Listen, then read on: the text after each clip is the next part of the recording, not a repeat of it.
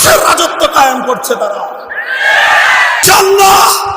ইনশাআল্লাহ অচিরেই পৃথিবী সেই দিন দেখবে ইমারতে ইসলামিয়া থেকে দামেস্কের শাম পর্যন্ত সারা দুনিয়াকে নেতৃত্ব দিবে খলিফাতুল মুসলিমিন। এক খলিফার নেতৃত্বে সারা দুনিয়ার মুসলমানরা ঐক্যবদ্ধ হয়ে 700 কোটি মানুষের জান-মাল, ইজ্জত, নিরাপত্তা নিশ্চিত করবে। আমেরিকার ক্ষমতার পতন ঘটবে, রাশিয়া ধুলোয় মিশে যাবে, চায়না ভারতের নেতৃত্ব থাকবে না, নেতৃত্ব দিবে শুধু ইসলাম। একজন হিন্দু নারীর ইজ্জতের হেফাজতের জন্য, একজন মুসলিম পুরুষের নারীর জীবনের নিরাপত্তা দেওয়ার জন্য প্রয়োজনে 200 কোটি মুসলমান জিহাদ করবে, লড়াই করবে। তোমার হিন্দু রাষ্ট্রের মধ্যে একজন মুসলিম সে যদি 5 ওয়াক্ত আল্লাহু আকবারের আযান দিয়ে নামাজ পড়তে চায়, তোমার হিন্দু ধর্ম একজন মুসলিমকে 5 ওয়াক্ত আযান দিয়ে নামাজ পড়বার পারমিশন দিবে কি দিবে না? তোমার ধর্মগ্রন্থের রেফারেন্স দিয়ে জবাব দাও। তোমার রাষ্ট্রে, হিন্দু ধর্মের রাষ্ট্রে একজন মুসলমান আল্লাহ প্রদত্ত অধিকার অনুযায়ী গরু জবাহ করে গরুর গোশত ভক্ষণ করতে চায়, তোমার ধর্ম হিন্দু রাষ্ট্র একজন মুসলমানকে গরুর গোশত খাওয়ার অধিকার দিবে কি দিবে না? জবাব দাও। তোমরা কি আমাদের কোন মুসলমান ভাইকে গরুর গোশত খাওয়ার অধিকার দিবা, না শুধুমাত্র গরুর গোশত রাখার অপরাধে মুসলমানদেরকে আগুনে জ্বলন্ত পুড়িয়ে মারবা? জবাব দাও।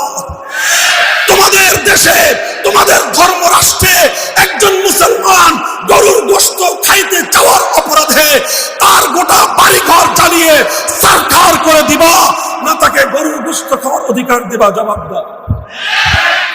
অতঃপর জবাব দাও, তোমার রাষ্ট্রে মুসলমানরা যে মসজিদ গড়েছে, মুসলমানরা যে মসজিদ নির্মাণ করেছে, সেই মসজিদ নির্মিত হওয়ার পর সেই মসজিদের নিরাপত্তা কে দিবে বলো?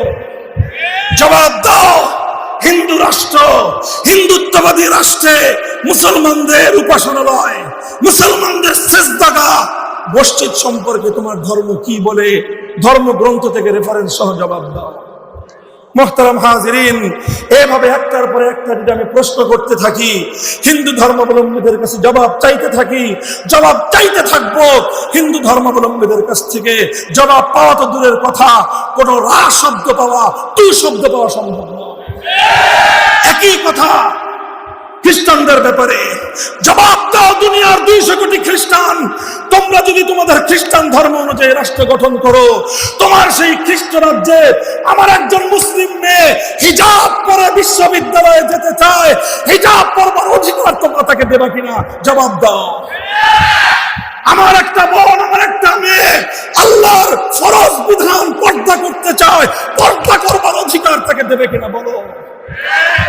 আমার একজন মুসলিম বাবা তার 15 বছর বয়স্ক একটা মেয়েকে বিয়ে দিতে চায়, এবার বলো তোমরা সেই মুসলিম বাবা যে তার নিজের মেয়ের নিরাপত্তার জন্য 15 বছর বয়সে বিবাহ দিতে চায়, তোমরা তাকে হ্যান্ডকাপ পরায়ে আসামির কাঠগড়ায় দাঁড় করিয়ে তার জন্য তোমরা বিচারের ব্যবস্থা করবা, না সেই দায়িত্বশীল বাবার জন্য পুরস্কারের ব্যবস্থা করবা? জবাব দাও। জবাব নাই, জবাব নাই।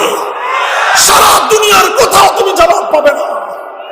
পাল্টা প্রশ্ন করো আমার ইসলামের কাছে, যদি প্রশ্ন করো মুসলিম রাষ্ট্রে অমুসলিমের কি অধিকার, আমি বলবো আমার নবীর হাদিস, লাহুম মা লানা ওয়া আলাইহিম মা আলাইনা, আল খামরু লাহুম কাল খাল্লি লানা ওয়াল খিনজির লাহুম কাশশাতি লানা। আমরা বলবো তুকাতালু মিন ওয়ারাইহিম।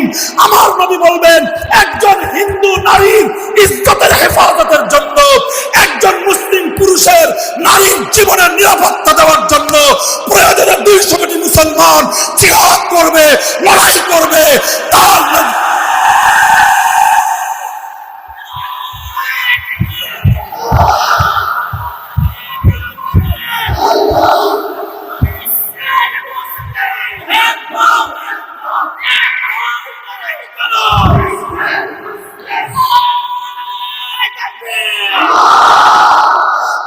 জিজ্ঞাসা করেছিলাম, হিন্দু ধর্মাবলম্বীরা, তোমার রাষ্ট্রে একজন মুসলমান যদি গরু জবাই করে খেতে চায় তুমি কি করবা? জবাব মুখে দাও নাই, কাজে জবাব দিয়েছ। সে মুসলমানের জীবনের নিরাপত্তা থাকবে না। কোন মুসলমান যদি গরুর গোশত খেতে চায় তোমরা তাকে টুকরো টুকরো করে হত্যা করবে। কোন মুসলমান যদি গরুর গোশত খেতে চায় তার গোষ্ঠী শুদ্ধ আগুন দিয়ে পুড়িয়ে ছারখার করে দিবে। এই তো ছিল তোমাদের কার্যত জবাব। আমাদের কাছে প্রশ্ন করো, যদি একটি মুসলিম রাষ্ট্রে কোন হিন্দু, কোন খ্রিস্টান, কোন ইহুদি যদি শুকরের গোশত খেতে চায়, ইসলাম কি বলে? ইসলাম বলে শুধু শুকরের গোশত খেতে পারবে তাই নয়, বরং শুকর লালন পালন করতে পারবে। কোন একজন হিন্দু, কোন একজন খ্রিস্টানের কোন একটা শুকরের ছোট্ট একটা বাচ্চাও যদি কোন মুসলমান ক্ষতি করে, কোন মুসলমান যদি একটা শুকরের বাচ্চা মেরে ফেলে, আল্লাহর কোরআন, আল্লাহর নবী হাদিস স্পষ্ট আল্লাহর নবী বলে দিয়েছেন, অপর একজন মুসলমানের একটা বকরির বাচ্চা হত্যা করলে যেই পরিমাণ জরিমানা দিতে হতো, আমার নবীর ফরমান হলো এই, একজন হিন্দুর একটা শুকরের বাচ্চাকে হত্যা করার পর সমপরিমাণ জরিমানা ইসলামী আদালত মুসলমানের ঘাট ধরে উসুল করে দেবে।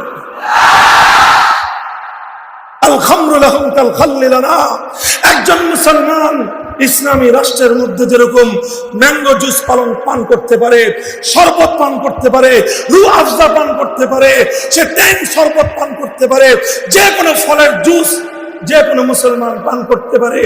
মুসলমান যেভাবে ইসলামী রাষ্ট্রে জুস পান করার অধিকার রাখে, একজন হিন্দু নাগরিক একটা ইসলামী রাষ্ট্রের মধ্যে মদ পান করার অধিকার রাখে। একজন খ্রিস্টান ইসলামী দেশের মধ্যে মদ পান করার অধিকার রাখে।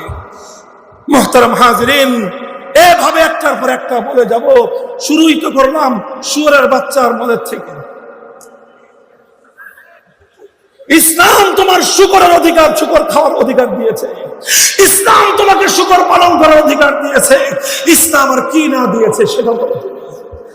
বলো তোমার ধর্ম পালন করবার অধিকার। আমি বলবো ইসলাম তোমাকে ধর্ম পালন করবার অধিকার দিবে। তোমার মন্দির রক্ষা করবার অধিকার, ইসলাম বলবে তুমি মন্দির রক্ষা করো, মন্দিরে তুমি দেবতা নির্মাণ করো, মন্দিরে তুমি দেবতার পূজা করো। ইসলাম এবং মুসলমান পশ্চিমকালেও তোমার ধর্মীয় স্বাধীনতার হস্তক্ষেপ করবে না। হিন্দুত্ববাদী সরকার শাসন করছে, নরেন্দ্র মোদীর হিন্দুত্ববাদী সরকার, বিজেপি চালাচ্ছে রাষ্ট্র। তারা হিন্দুত্ববাদ প্রতিষ্ঠা করতে চায় তাদের দেশের মধ্যে।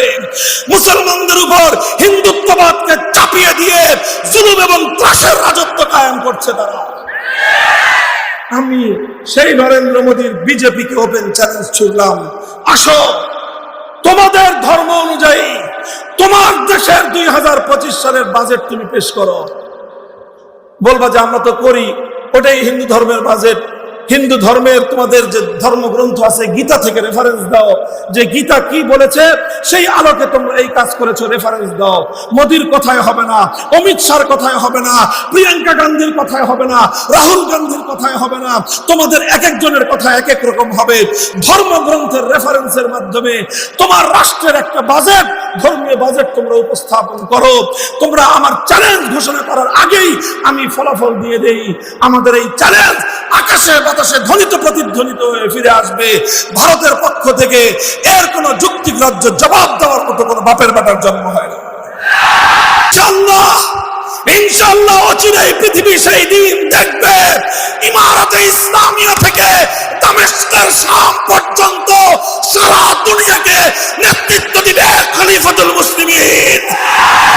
এক খলিফার নেতৃত্বে সারা দুনিয়ার মুসলমানরা ঐক্যবদ্ধ হয়ে 700 কোটি মানুষের জান-মাল, ইজ্জত, নিরাপত্তা নিশ্চিত করবে। আমেরিকার ক্ষমতার পতন ঘটবে, রাশিয়া ধুলোয় মিশে যাবে, চায়না ভারতের নেতৃত্ব থাকবে না। নেতৃত্ব দিবে শুধু ইসলাম, নেতৃত্ব দিবে শুধু খলিফাতুল মুসলিমিন। এক খলিফার কথায় আবার সারা পৃথিবী উঠবে আর বসবে। ইনশাআল্লাহ আমরাই আমাদের জীবদ্দশায় সেদিন দেখে যাব ইনশাআল্লাহ। প্রস্তুতি নাও, প্রস্তুতি নাও। কথা বলেন, প্রস্তুত আছেন তো?